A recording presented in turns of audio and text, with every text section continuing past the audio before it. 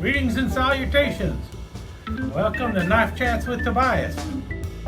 So, after several years of looking for one, I finally managed to get a case bartender knife, and I got one in stag bone, which is pretty cool too. And it's kind of an interesting story how it came about me getting this. I've been looking for a case bartender knife, any kind of case bartender knife, for several years now. But I've always been outbid on eBay because the prices go very high on these knives. They were only made from from around 2003 or 4 to about 2006. So there are not a lot of them out there. And about the only place you can find them is on eBay. And that's where I was looking for them mostly until I got a message from Facebook Messenger from a guy named Fred Hart. And he sent me pictures of this knife and said, "Hey, I heard you've been looking for one of these." And he gave the name of one of my subscribers and said, "Yeah, they said I should contact you because you've been looking for a bartender knife." And I was like, I did not even know who the subscriber was. It's like, I've never seen that person. The person doesn't, I had no idea who the person was who was telling him to contact me. But in any case, apparently I'm well known for somebody who wants to find a bartender knife, which is probably not that hard to figure out. In any case, so after checking out Fred Hart, who's the guy who was trying to sell the knife to me, I found out, yes, this guy is very legitimate, and he's on numerous Facebook buy-sell trade knife groups and does robust business selling knives there. Well, I've joined several of those groups now too, and I have bought a few other knives. So if you're not crazy about eBay buying, you might want to try some of the buy-sell trade groups, but you do have to be a little careful. You need to watch the person, see how long they've been around there, and so on and so forth. So, because there's plenty of flighty people on the Facebook groups too that will promise you everything and give you nothing for the money you spend. But Fred Hart is not one of those. In any case, let's talk about the knife now that you know how I came about getting it. Like I mentioned, I've been trying to get one of these knives for a very long time. And the reason I didn't buy one to begin with is, well, at the time I didn't have the money for them. I don't know how much they were going for, but it was one of those things where I just can't afford that at the time. And that's why I have the 3 Rough Riders and the one from U.S. Classic, which were a lot cheaper than the case ones. And they are almost an identical copy of these. So what you have on it is the blades that you see me opening. You've got the main spear blade, and then the secondary pin blade, and then finally you have the label cutting blade here on the back, and then the corkscrew on the spine of the knife. And as I mentioned in many videos on this knife, because I've shown these knives in the past, I never understood why Case went with the label cutter back here for the knife, because bottle openers replaced the label cutters in the 1920s, and I thought, okay, well, maybe Case made this knife a long time ago, and that's the way they made it, and then they just released it. But that's not the case at all. I'm going to be saying Case way too many times, I guess, too.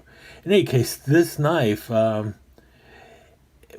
was never in the Case lineup in the past. It really is a knife that Case introduced. I mean, even this frame is a frame that Case introduced in either 2003 or 2004.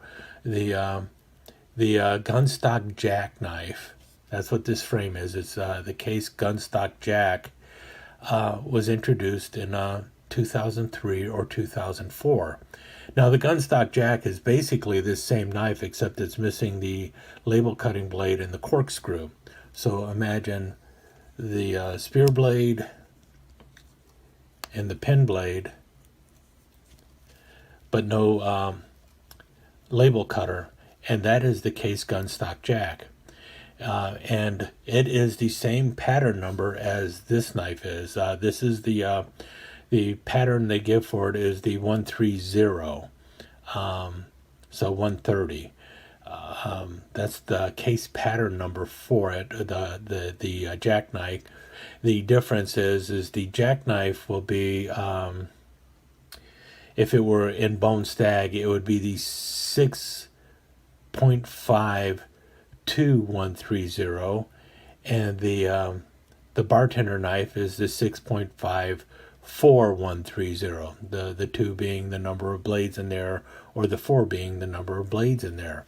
So if you're looking for the case gunstock jack, it would be the same knife, only missing 2 blades. And the funny thing is for a knife that came out in 2004, it's interesting that Rough Ryder released their For the Cause series sometime around 2010 or so, about 6 years after these knives came out. And it is a remarkable copy of the case knives.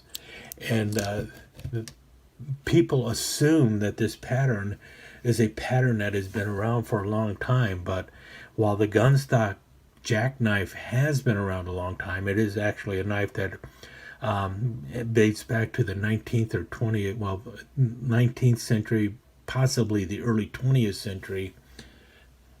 The case gunstock jack is actually a 21st century traditional pattern by Case. Case really never had a gunstock jack before this knife came out.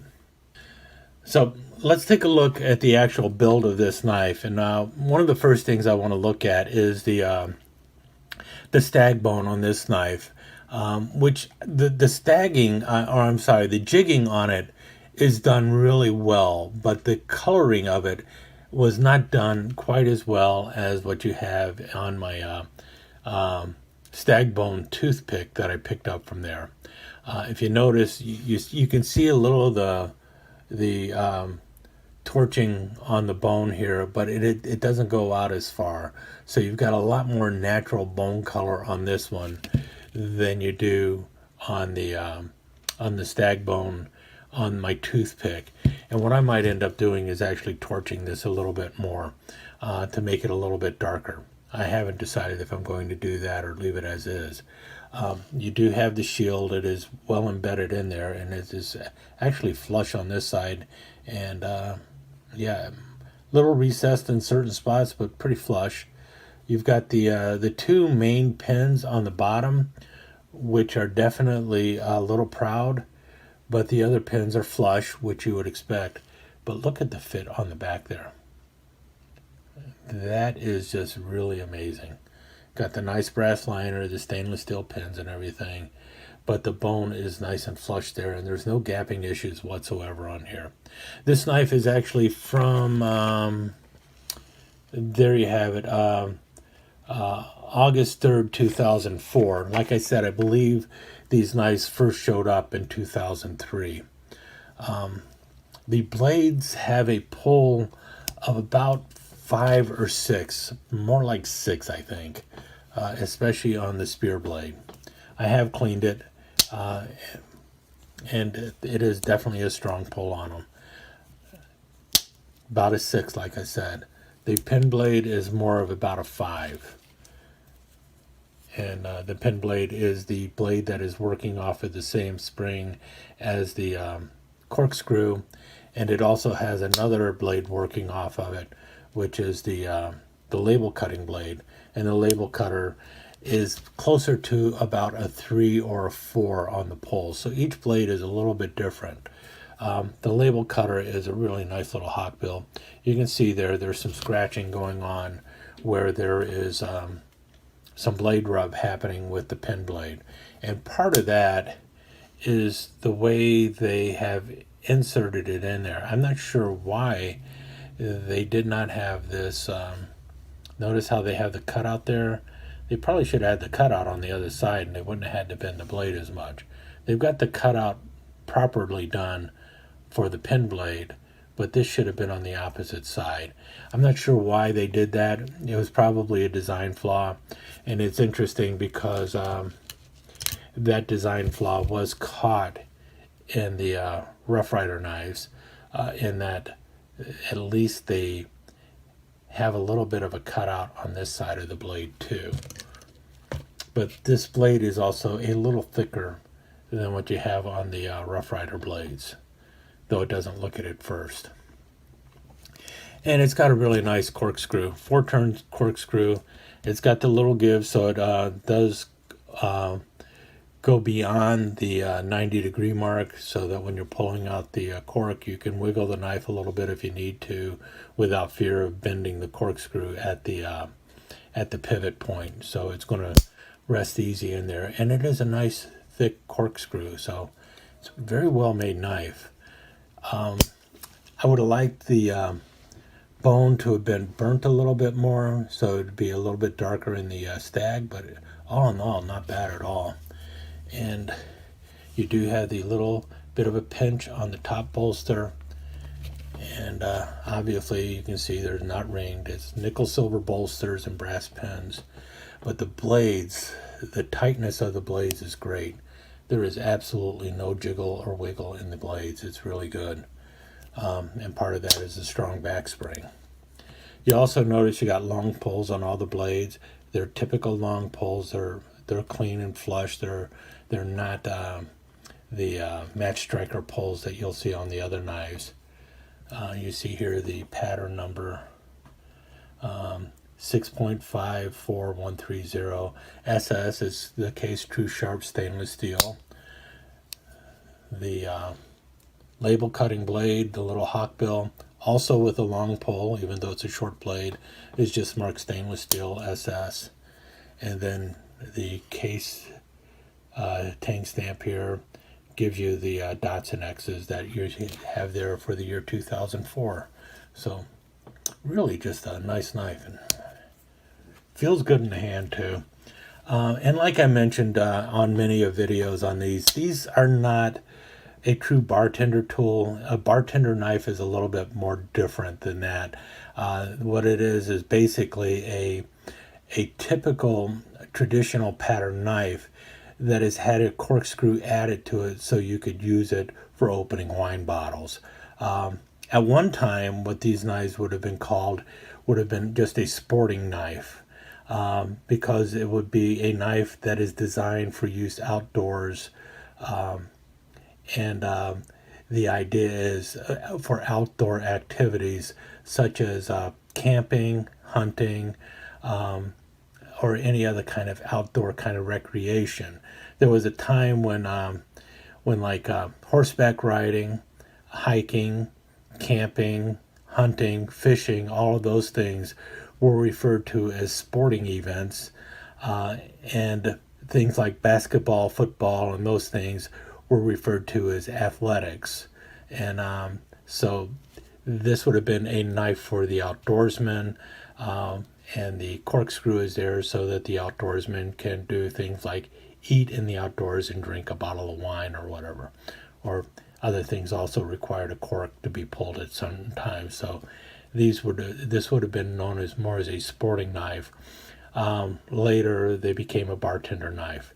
Now some sources like to call these knives champagne knives, and I do not understand why they do that, because there is such a thing as a champagne knife, and it is a fixed blade knife, and there is nothing on this knife that you would really use to open a champagne bottle other than the label cutter, and you could do that with any blade.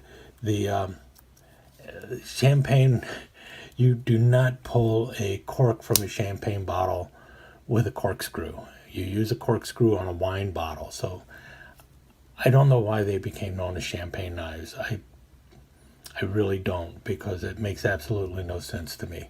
But in any case, let's take a look at this knife compared to the other 4 knives here that I have. Now, I'm not going to go into great detail with all of them, but if you notice right away, one of the big differences between the Rough Ryder knives is the location of the shield and also how cleanly the gun stock is cut on them. Now notice on this one here, the pink one, the For the Cause for breast cancer, you got a pretty clean cut gun stock. Notice the bump here, and you can see that this case also has a very clean, distinct bump for the gun stock. That doesn't happen with all of the Rough Riders. Notice it's kind of muddled here. You don't see it nearly as cleanly. And if you also notice over here, the bump is a little more exaggerated on this side than it is on this side. And that's because these knives, the handle is actually cut by a human being, and then they're sanded and filed to fit and everything when they're cutting the bone and the brass liners and everything. And it looks like you can see a distinct difference in some of those bumps, and that's because that is a QC issue, I guess you could say. Look at how clean it is on this blue one. Maybe you can see it. There we go. See the line? This one is probably the best of them all, but it is still a little more swerved upwards and such. So that is something I noticed. And as I mentioned, the shield on the case ones are down below the bump in the gun stock. All the ones on the Rough Riders are on the skinny part of the gun stock, which is pretty cool, I guess. That's usually where you find the shield. It seems like Case decided to put the shield on the bottom. The other thing I noticed right away with all of them is this is also the case with the U.S. Classic knives. The label cutting blade on all of these knives, all of the ones that are made in China, lack a swedge. Whereas the one for Case, every blade on here has a swedge. See the swedge here? And the swedge is on both sides here. So the label cutter blade has a swedge on there. The pen blade also has a swedge on it. You can see it there. Goes right up to where the long pole is. And then on the back of the blade, the swedge goes the whole length of the blade. And you will see that on, let's see here, all of the Rough Riders do the same thing. You got the swedge on this side and a swedge running the whole length on this side. With the Rough Riders, you also see the same thing happening here with the main blade. You got a swedge at the front and a partial swedge on this side. It does not run the whole length, and that is the same way the swedge appears on the case knife. Let's see here. See the swedge, and then the partial swedge on the back. My fingerprints are at least keeping the glare down a bit, I guess. The U.S. Classic knife, it does not have a swedge on any of the blades. So that is one of the differences I noticed just now with it a little bit ago. Also, if you notice, all of the ones made in China feature the match striker pulls. And this one has very distinct match striker pull, which is larger than what you see on the Rough Riders too. And you also notice that the shield on this one drops down to the bottom like Case does the shield, which is pretty cool. And this one definitely has the coolest of all of the shields for the bartender knife, in that it has a wine bottle for a shield, and that's something Case should have thought of doing. You also notice that the Chinese ones have a much smoother pinning for the back spring, but the Case ones are much more solid pinning going on. All of them have about the same pull on the blades. All of them have different, the main blade has the strongest pull, and then the pull on the two secondary blades tends to be less on these. So, than that on the main blade. So the main blade definitely has the strongest spring, and if you notice, it also has the thicker spring. So that's something I noticed with them. And I'll tell you something else with all of these knives.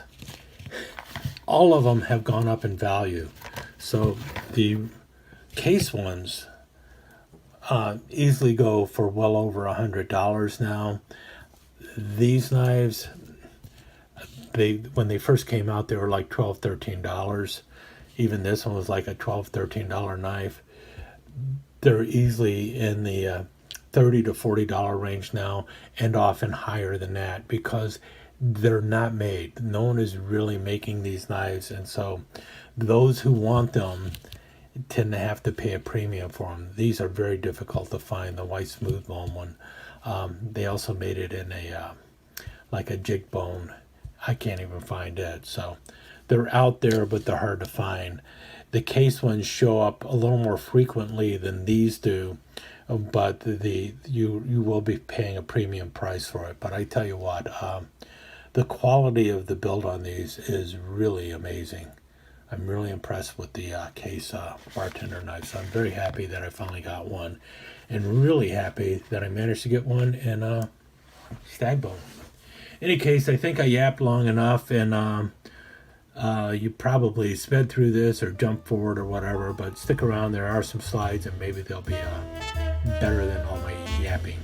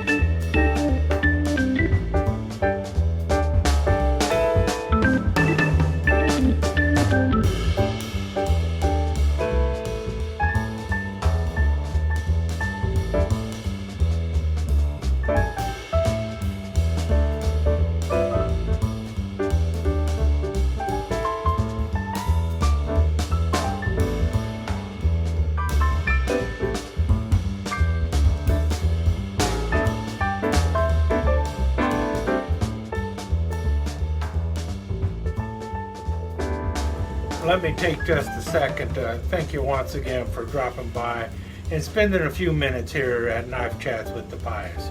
I really do appreciate it, and I do appreciate any comments that you leave.